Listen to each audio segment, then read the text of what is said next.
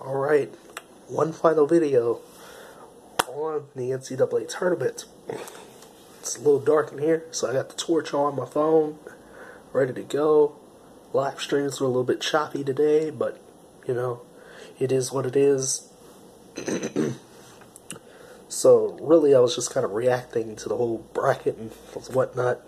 You know, now we're just going to go over it, see what in the world we got here. Really just look at the matchups and stuff like that. As far as I got the tabs open right here. So we know Gonzaga's going to play somebody in one of the first 4 games. Forget which one. So is Buffalo in the West region. We're starting out there. You know, there's a lot of things that have to be said. TCU did not get in. They didn't have enough on their resume. Iowa State just wasn't enough, you know, for TCU to get in. Beating them a couple times was not enough for TCU. Texas, my Longhorns obviously were 16-16. That wasn't going to cut it at all, no matter what anybody said. And I said it on Twitter. I said, no, it's not going to happen. You know, we had 16 losses. I don't care how many good wins we had. 16 losses. It's not going to get a team in the NCAA, especially with a 500 record. You know, that's not going to be it at all to get into the tournament. You know, so whoever Gonzaga faces, they'll probably win that game. I think they're playing a 16 seed. I can't remember which one. You know, it's gonna be real hard for Gonzaga to get out of this bracket. Honestly, once they get to the round, if they get to the Sweet 16, it's gonna be real hard for them. It's the way it's designed right now. They could potentially face, you know, they could face either Syracuse or Baylor in the round of 32. That's not hard, but at the same time, it's a little difficult. But if they get to the Sweet 16, it could be Marquette, it could be Murray State, it could be Florida State. Shoot, it could even be Vermont that they face, and it would be hard for them to get on out of that bracket. You know, John Moran and Marcus Howard. You know, them boys. Florida State had a good streak of games where they just kept winning and winning. You know, Syracuse is scrappy. They're tough. You know, so the road for Gonzaga is really, they get really one of the hardest brackets, I'd say. Either this bracket or the Midwest bracket is the hardest bracket. And moving on down to the rest of the West region here, we got Buffalo taking on whoever, an 11 seed. Not sure which 11 seed it is. It could be Arizona, it could be St. John's. I forget about the other bubble teams, but, you know, but Buffalo was 6 seed. They earned that 6 seed, and they're going to do, they could do wonders with it. You got Texas Tech also in this bracket, facing Northern Kentucky. You got Nevada and Florida. That is an interesting matchup. Florida, because they've been kind of meh all season long, but they did get a big win against LSU in the SEC tournament. And Nevada kind of withered away, you know. And people were talking about Nevada too. Oh well, Nevada didn't play anybody. Don't forget, Rhode Island fans may remember that Nevada kind of ducked them this year as well. And we all know that Rhode Island didn't even come close to making the tournament. That's okay. So, you know, there's a lot of things going on here. Murray State from the Ohio Valley is in. There's another Ohio Valley team in. That is very interesting. You know, moving on to the East region, if I can.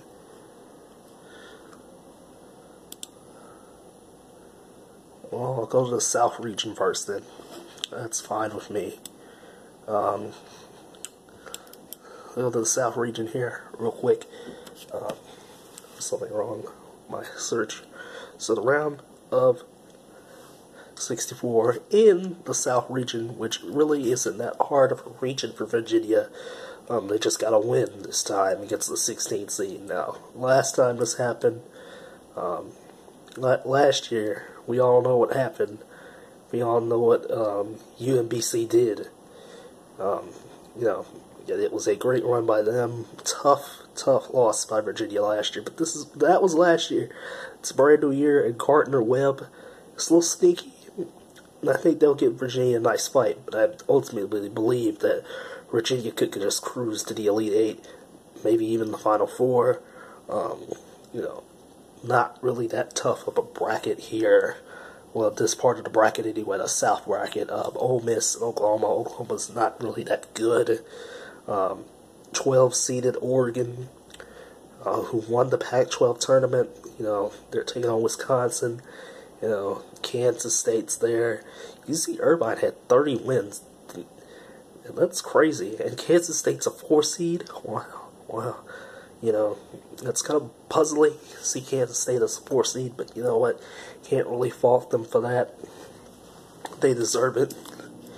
But yeah, Virginia can take on, maybe Ole Miss.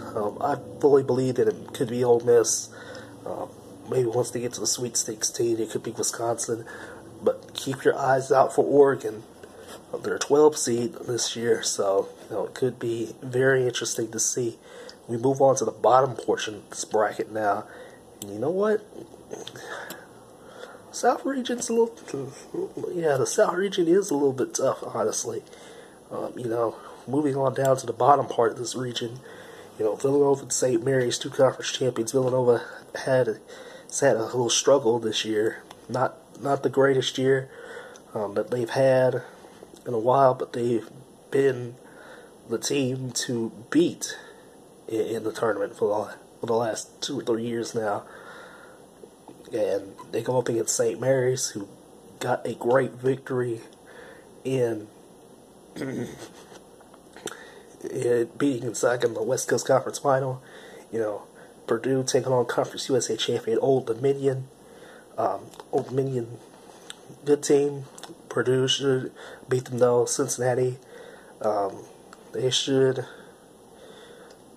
It might be a dogfight with Iowa, but they ultimately are gonna possibly win the game. They got the whole state of Ohio on their side, and then Tennessee's gonna walk all over Colgate. I'm sorry, those poor dentists down there in Colgate. It's not gonna be enough.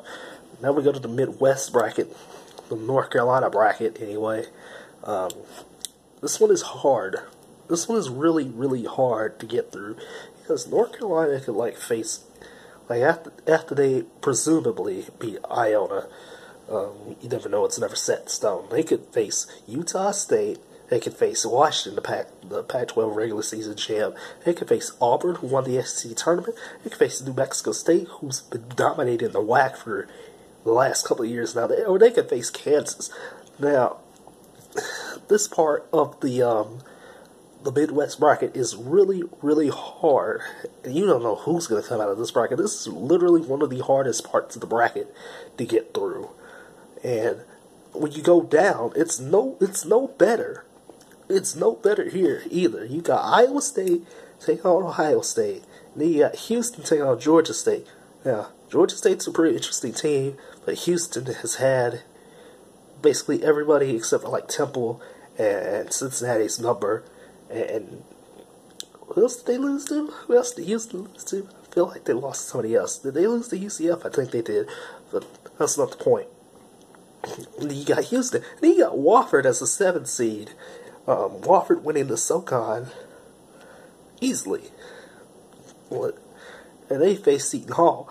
Seton Hall is pretty interesting, And then you got Kentucky, also down here in this bracket. It's literally one of the hardest brackets, probably the hardest bracket to go through when it comes to, getting all the way down to the championship.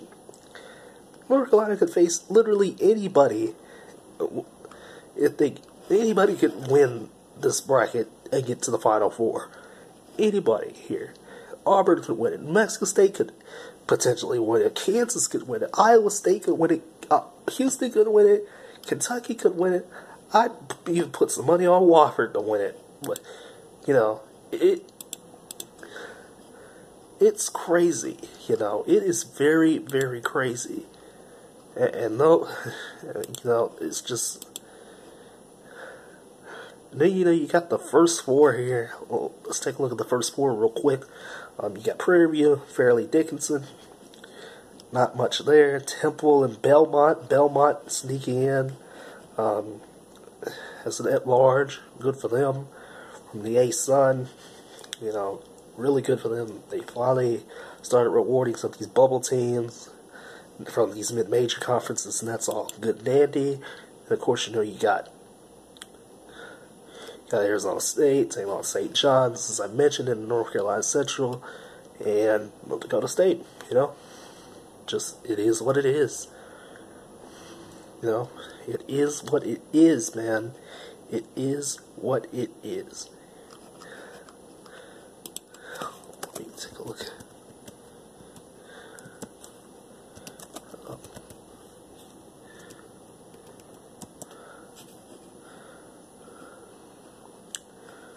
Let's see.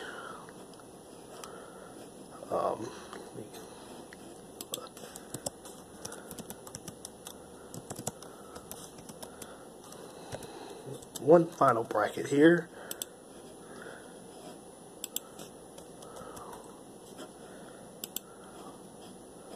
One final piece of the bracket anyway.